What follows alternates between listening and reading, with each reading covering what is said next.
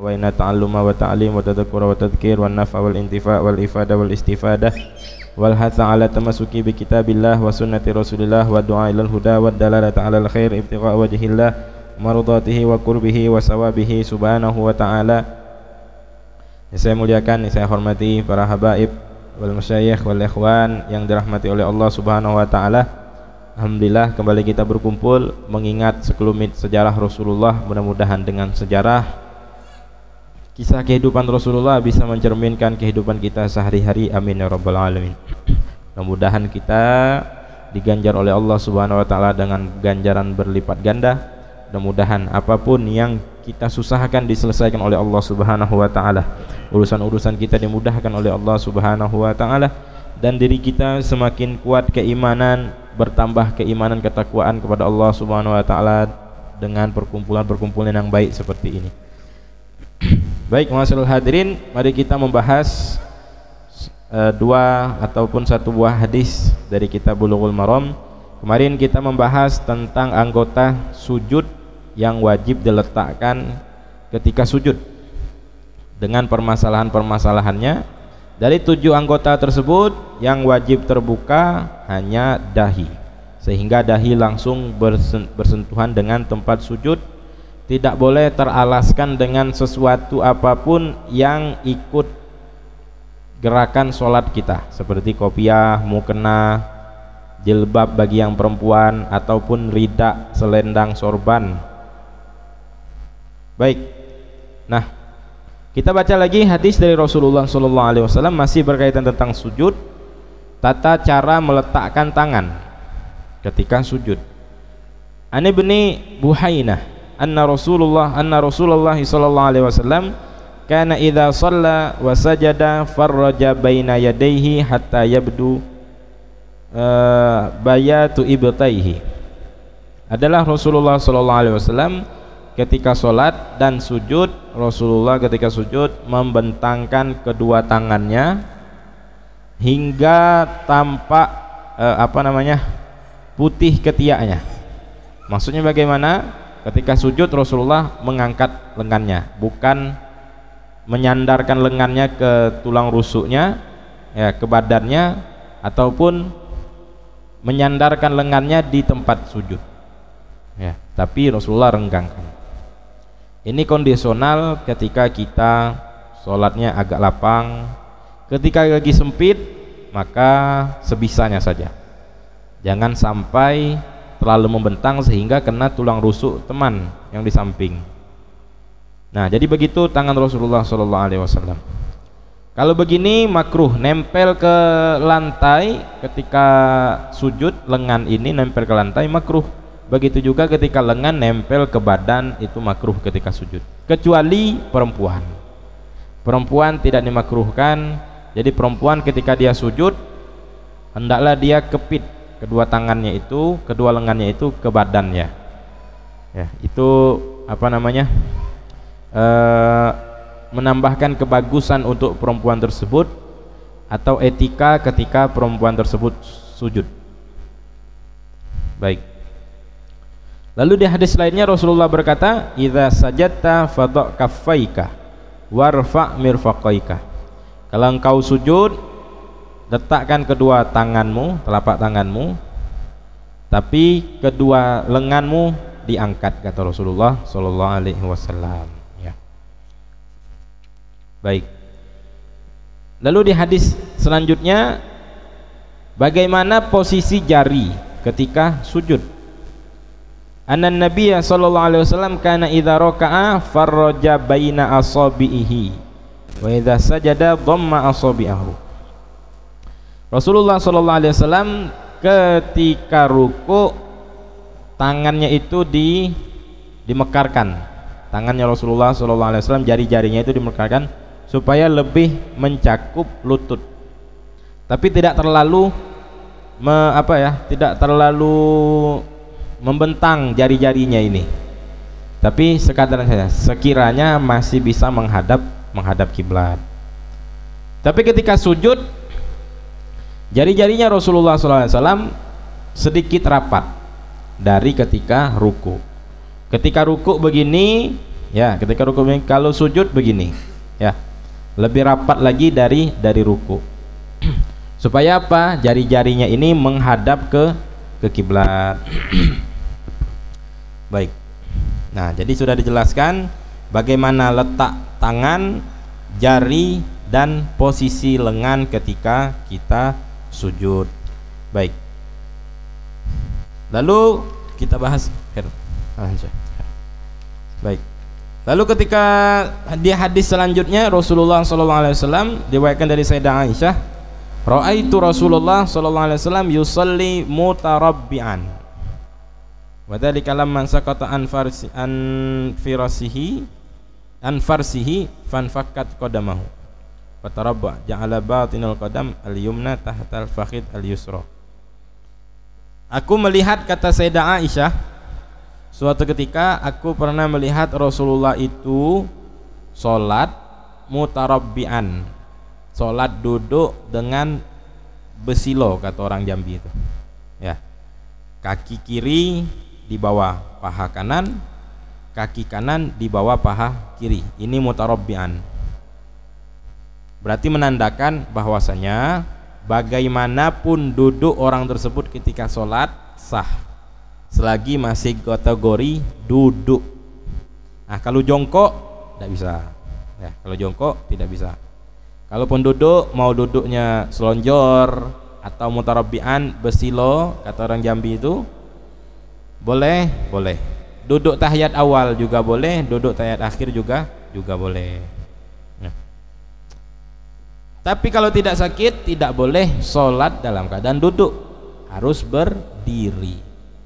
Bahkan kalau mampunya berdirinya itu sebentar, wajib dia berdiri, walaupun dengan bantuan tongkat ataupun dengan pegangan di dinding ataupun di kursi. Saking begitunya kefarduan untuk berdiri ketika sholat fardu. Kalau sholat sunnah boleh duduk, boleh, walaupun tidak sakit, tapi pahalanya setengah. Ya, begitulah kata para ulama untuk sholat sunnah. Tapi kalau sholat fardu harus berdiri, ya, bagi yang mampu, karena diantara rukun sholat. Baik, poinnya yang di sini kita akan membahas tentang julusul istirahat, duduk istirahat. Adapun hadis sebelumnya tentang doa duduk antara dua sujud. Allahumma firli warhamni wajburni rabbighfirli warhamni wajburni warfa'ni warzuqni wahdini wa'afini wa'fu'anni. Terbalik ataupun berurutan seperti tadi tidak apa-apa, ya, asal jangan ngulang dua kali. Rabbighfirli warhamni wajburni warhamni wajburni warfa'ni, tidak selesai, ya, putar-putar. Jadi memang terkadang agak belibet untuk berurutan. Kalau tidak berurutan tidak apa-apa. Ada doa lagi dalam hadis ini yang lebih singkat lagi. Apa doanya? Allahumma ghfirli warhamni wahdini wa'afini. Nah, lebih simpel lagi. Allahumma ghfirli warhamni wahdini wa'afini. Nah, itu doa ketika duduk istirahat, duduk antara dua sujud. Baik, poinnya sekarang kita akan membahas tentang julusul istirahat, duduk istirahat. Duduk istirahat ini bagaimana? Ya, bukan istirahat di tempat, tapi duduk istirahat ketika bangkit mau rakaat kedua, ketika bangkit dari rakaat ketiga menuju rakaat keempat, itu ada duduk istirahat. Nah, bagaimana duduk istirahat? Kita baca dulu hadisnya dari Rasulullah SAW. An Malik bin Huwairith radhiyallahu anhu, mudah-mudahan Allah selalu meridhoinya, annahu ra'an nabiyya, bahwasanya Malik bin Huwairith ini melihat Rasulullah SAW ketika sedang sholat. Fa idza kana fi witrin min sholatihi lam yamhad hatta yastawiya qa'idan. Ketika Rasulullah di rokaatnya yang ganjil, ya, rokaat yang ganjil itu maksudnya rokaat ke-1 mau rokaat kedua, Dari rakaat 1 berdiri ke rakaat kedua, terus dari rakaat ketiga berdiri mau ke rakaat keempat, itu maksudnya. Nah, setiap Rasulullah di rakaat yang ganjil, Rasulullah tidak langsung berdiri, kecuali Rasulullah duduk terlebih dahulu. Baik, posisinya ketika Rasulullah selesai sujud yang kedua kali, Rasulullah tidak langsung berdiri, tapi Rasulullah duduk istirahat, duduk sejenak, sekadar tumak ninah. Tidak boleh lama tidak boleh panjang dari duduk antara dua sujud ya. Duduk istirahat itu sebentar saja. Bagaimana posisinya? Posisinya itu duduk tahiyat awal ya. Posisi duduk istirahat itu seperti duduk tasyahud awal. Jadi kalau bisa kita praktekkan di sini ya, bangun dari sujud yang kedua kali, Rasulullah duduk dulu. Rasulullah duduk dulu sekadar tumak nina, sebentar saja. Langsung Rasulullah bangkit. Nah, ini sunnah ya, ini sunnah. Baik, wa yutlaqu 'alaiha jalsatul istirahah, jalsatun khafifah, duduk sebentar, ataupun nama lainnya adalah jalsatul istirahah, duduk istirahat ya. Menurut pendapat jumhur, ala annahu lam yaf'alha illa ba'da kaburosinhu, Rasulullah tidak melakukan duduk istirahat kecuali ketika usianya sudah tua ya. Ketika Rasulullah SAW sudah berumur, barulah Rasulullah ada duduk istirahatnya. Akan tetapi menurut mazhab kita Syafi'i, wa dhahaba Syafi'i ila masru'iyatiha, Syafi'i beranggapan disunnahkan bagi yang muda, bagi yang tua, bagi yang sudah tua renta ataupun yang masih sanggup, yang masih bisa, tetap disunnahkan duduk istirahat, fardhon au naflan. Mau itu sholat fardu, mau itu sholat sunnah, tetap disunahkan duduk istirahat ya, tetap disunahkan duduk istirahat. Baik, nah ini penjelasan yang lebih perinci permasalahan duduk istirahat. Tusannu jalsatu istirahatin wa in tarakahal imam, lakin ibadatu fathul jawad taqul wa yukrahu tahalluful ma'mum li ajliha. Disunnahkan duduk istirahat walaupun imam tidak melakukannya ya. Ada imam sholat habis sujud kedua kali langsung berdiri, tidak duduk istirahat dulu. Nah, kita makmum tetap disunnahkan duduk istirahat walaupun imam tidak melakukannya. Akan tetapi bisa jadi hukumnya makruh jikalau sampai terlambat Al-Fatihah. Kayak mana posisinya? Misalnya karena duduk si makmum terlalu lama, duduk istirahatnya terlalu lama, sehingga ketika dia baca Al-Fatihah imam sudah rukuk kembali, dia ketinggalan Al-Fatihah karena lama duduk istirahat. Nah, ini makruh. Makruh. Kalau seandainya tidak terlambat Al-Fatihah, maksudnya dia bisa menyelesaikan Al-Fatihahnya selagi imam belum ruku nantinya, silahkan duduk istirahat, disunnahkan ya. Wa yukrahu takhalluful ma'mum li ajliha wa yahrumu in fawatat ba'dal Fatihah. Subhanallah, bisa jadi haram,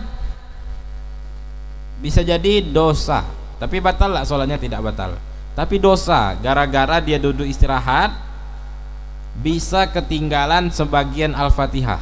Jadi bukan makruh saja, bisa jadi haram menurut Imam Azra'i ya. Menurut Imam Azra'i, perkataan beliau dinukil di dalam kitab I'anatut Talibin, disebutkan disunahkan makmum duduk istirahat walaupun imam tidak melakukannya, tapi makruh kalau lama. Bisa jadi haram dia duduk istirahat jikalau sampai ketinggalan beberapa ayat Al-Fatihah. Maksud ketinggal Al-Fatihah di sini makmum masih baca Al-Fatihah, imam sudah ruku. Nah, bisa jadi haram ya, bisa jadi haram. Baik. Begitu juga tukrahu jalsatul istirahati li batiin nahdah bihaitsu yafutuhu bi ta'akhurihi laha ba'dul Fatihah. Begitu juga makruh juga bagi orang yang memang bergeraknya lambat, seperti orang yang sudah tua, bapak-bapak atau ibu-ibu. Dia makruh kalau sampai dia duduk istirahat lalu ketika berdiri ketinggalan Al-Fatihah bersama imam walaupun sebagian ayat.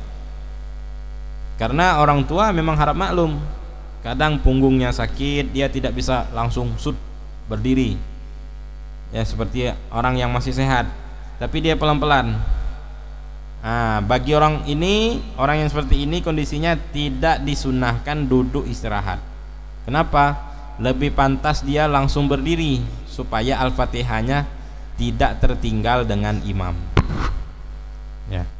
Kalau memang gerakannya lambat, nah untuk orang yang kondisi seperti ini tidak disunahkan dia duduk istirahat, makruh bagi dia duduk istirahat ya. Tapi ada juga pendapat yang mengatakan boleh saja, boleh dia tetap duduk istirahat walaupun Al-Fatihahnya ketinggalan dari imam, Al-Fatihahnya belum selesai, imam sudah ruku. Boleh bagi orang tadi selesaikan Al-Fatihahnya ya, walaupun imam sudah ruku, walaupun imam sudah i'tidal, sampai imam sujud yang kedua kali. Batas makmum tadi boleh menyelesaikan Al-Fatihah sampai imam sujud kedua kali. Dibolehkan bagi dia untuk menyelesaikan Al-Fatihahnya. Karena apa? Karena uzur. Uzurnya apa tadi? Memang gerakannya lambat. Begitu juga bukan yang hanya gerakan lambat saja, tapi yang memang bacaannya itu memang lambat. Karena dia mungkin ada penyakit was-was seperti ya, atau orang yang memang dia kurang kedengaran kalau cepat-cepat, tidak fasih bacaannya kalau terlalu cepat dia baca. Akhirnya dia pelan-pelan, Bismillahirrahmanirrahim, Alhamdulillahi Rabbil Alamin. Nah, untuk orang-orang yang memang bacaannya seperti ini, boleh dia teruskan Al-Fatihahnya walaupun imam sudah ruku ya. Kenapa diuzurkan? Karena memang bacaannya lambat ya. Dia baca seperti itu, imam baca Bismillahirrahmanirrahim, Alhamdulillahirrahmanirrahim, Maliki yaumiddin, langsung ruku cepat imam tadi ya kan. Orang tadi pasti ketinggalan Al-Fatihah, maka dibolehkan dia selesaikan Al-Fatihah walaupun imam sudah ruku, dibolehkan karena uzur. Karena uzur. Itu jikalau dia memang ikut imam dari awal. Maksudnya ikut imam dari awal ini bagaimana? Memang dia takbiratul ihram bersama imam, bukan imamlah sudah sedang sholat baru dia datang. Untuk yang baru datang ketika imam sedang sholat, nah itu namanya masbuk. Dia tidak dianjurkan selesaikan Al-Fatihah, tapi dia langsung ikut rukuk bersama imam walaupun Al-Fatihahnya belum selesai. Tapi untuk sholat rakaat selanjutnya, kalau dia ketinggalan bacaan Al-Fatihah, selesaikan dulu Al-Fatihahnya baru nyusul imam ya, begitu. Nah, la tusannu jalsatul istirahah ba'da sajdatit tilawah. Baik. Di dalam salat terkadang ketika imam baca surah ketemu dengan sujud tilawah. Nah, sujud tilawah itu ialah ketika orang baca ayat sampai dia pada ayat sujud langsung sujud. Ketika sujud, bangkit dari sujud, apakah disunahkan duduk istirahat? Tidak disunahkan. Setelah sujud tilawah tidak disunahkan duduk istirahat, melainkan langsung berdiri ya, melainkan langsung berdiri. Baik. Al-afdal fi jalsatil istiraha alla tazida ala qadri julusihi tasyahudil awal. Paling afdal duduk istirahat itu tidak lebih seperti duduknya Tasyahud awal lamanya, durasinya itu sebentar saja duduk istirahat itu, sekadar tumak ninah. Karena di sini ulama berbeda pendapat. Ada yang mengatakan harus sekadar tumak ninah, jangan sampai lebih. Ada yang mengatakan tidak apa-apa lebih dari tumak ninah, asalkan jangan sampai lebih dari durasinya orang duduk tasyahud awal, duduk antara dua sujud.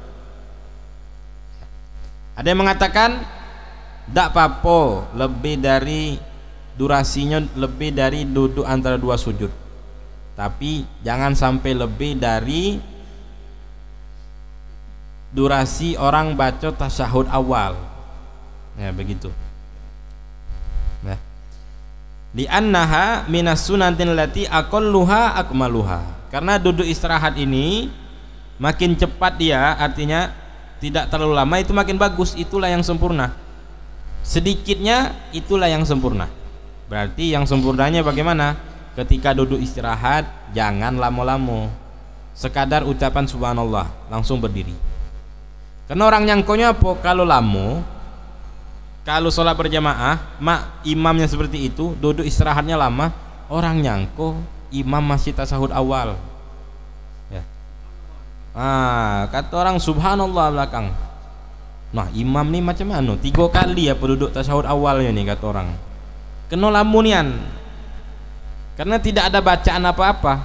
Ketika duduk istirahat itu, habis sujud duduk istirahat, tidak ada bacaan apa-apa, hanya saja seperti nampak ketawaduan, kerendahan hati orang tersebut. Jadi gerakannya sempurna. Ketika duduk istirahat habisnya dibantu dengan tangan untuk berdiri, itu kesannya seperti orang itu tawadu. Ya, memang kita harus menghinakan diri kita di hadapan Allah Subhanahu wa taala. Jadi durasi orang duduk istirahat itu tidak lama, sekadar ucapan subhanallah itu dinamakan tumak ninah. Jadi ketika sujud, bangun dari sujud, Allahu Akbar, nah langsunglah berdiri ya. Yang penting ada tumak ninahnya ketika duduk istirahat, sunnah begitu. Baik, ketika duduk istirahat itu disunnahkan yusanul iftirosh, itu disunnahkan duduk iftirosh, duduk tahiyat awal. Wal i'timadu alal ardi bi batnil kaffain indal qiyam minha wa minat tasyahudil awal li'annahu a'wanu 'alal qiyam wa asbahu bitawadhu' ma'a thubutihi anhu. Nah ya, dalam kitab Fadhul Alam disebutkan sunnah duduk istirahat itu dengan duduk tahiyat awal ya, posisinya seperti duduk tahiyat awal. Dan ketika berdiri itu bertumpu dengan kedua tangan. Ketika berdiri bertumpu dengan kedua telapak tangan. Begitu juga bangun dari tasyahud awal, kita itu disunahkan bertumpu dengan kedua telapak tangan untuk membantu kita berdiri. Karena itu apa? Supaya lebih enak berdirinya itu, tidak ngejut begitu. Ada orang punya sakit lutut, kalau ngejut berdiri lutut sakit.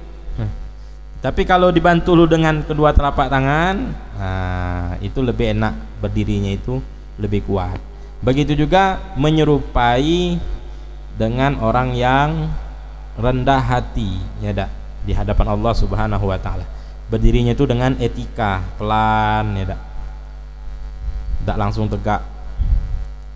Baik. Bahkan itu disunnahkan walaupun bukan orang yang tua renta, yang masih muda, perempuan dan laki-laki, sunnah ketika dia berdiri dari tasyahud awal ya, bertumpu dengan kedua telapak tangannya. Baik, wallahu a'lam bishawab. Sekian tentang duduk istirahat. Mudah-mudahan kita bisa mengamalkannya, karena ini termasuk dari sunnahnya Rasulullah SAW. Berarti duduk istirahat ini dilakukan ketika dari rakaat ke-1 berdiri ke rakaat kedua, dan dari rakaat ketiga berdiri ke rakaat keempat. Berarti rakaat ketiganya ya karena ada duduk tasyahud awal, tidak ada lagi duduk istirahat. Duduk istirahat itu rakaat 1 kedua, rakaat ketiga keempat ya begitu. Baik, wallahu a'lam bishawab. Mudah-mudahan bisa kita terapkan. Mudah-mudahan dengan pembacaan hadis Rasulullah ini perkumpulan kita, Allah ampunkan dosa kita, Allah angkat derajat kita, Allah berkahi kehidupan kita, Allah luaskan rezeki kita, Allah mudahkan urusan-urusan kita, Allah sembuhkan penyakit-penyakit kita, Allah sampaikan hajat-hajat kita, dan Allah wafatkan kita dalam keadaan husnul khatimah.